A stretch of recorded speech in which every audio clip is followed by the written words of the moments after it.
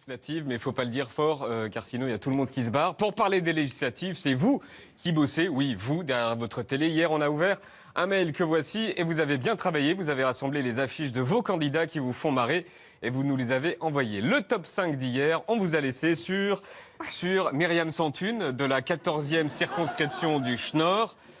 On avait la classique, Valérie Lacroute, de la 2e circonscription de Seine-et-Marne. On avait aussi le vote confiance avec Gilles Baratin, 12e circonscription du Rhône.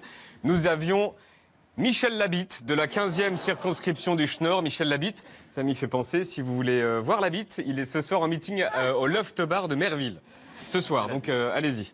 Et notre gagnante, Anne Trotro. Anne, c'est le prénom, et Trotro, c'est le nom à la fin de la semaine. Nous élirons le ou la meilleure. Celle qui gagne pour l'instant, c'est bien évidemment Anne Trotro, car c'est quand même... Car c'est trop rigolo. Vous avez été très très bon, vous avez bien travaillé. Voici le top 5 législatif d'aujourd'hui.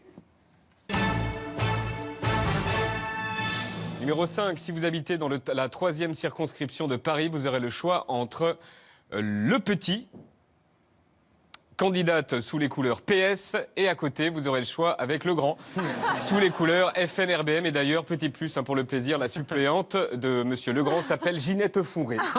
Voilà.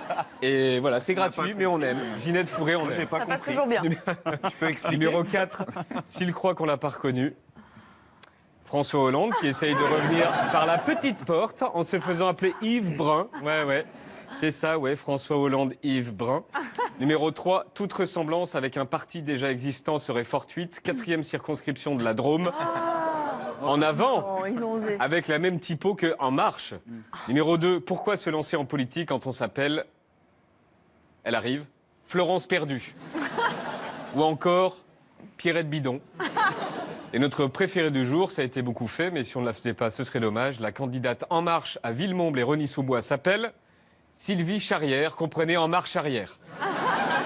Alors cette affiche a été envoyée par Gaël, qui habite en Suisse, et qui dans son mail nous explique le jeu de mots en fait. Il nous met En Marche Arrière, En Marche Arrière. Vous l'avez ? C'est lui qui nous met ça. Genre, il nous prend vraiment pour des cons, Gaël.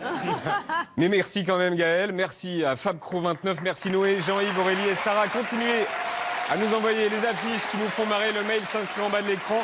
Et merci à tous ceux qui ont joué le jeu hier.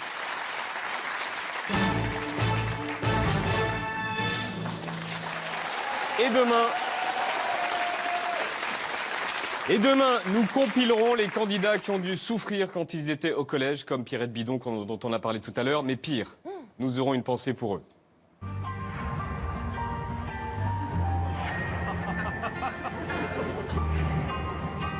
Pendant une fraction de seconde, Jean-Pierre Elkabbach a oublié le nom de son invité.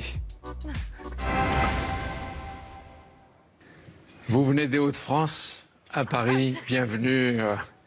Comment allez-vous? Ça arrive. Belle. En revanche, il n'a pas oublié son anglais. Make our planet great again. Alors on m'annonce qu'une centaine de profs d'anglais se seraient jetés du haut de leur immeuble. Alors oui, on croyait avoir tout entendu en anglais, mais en fait non.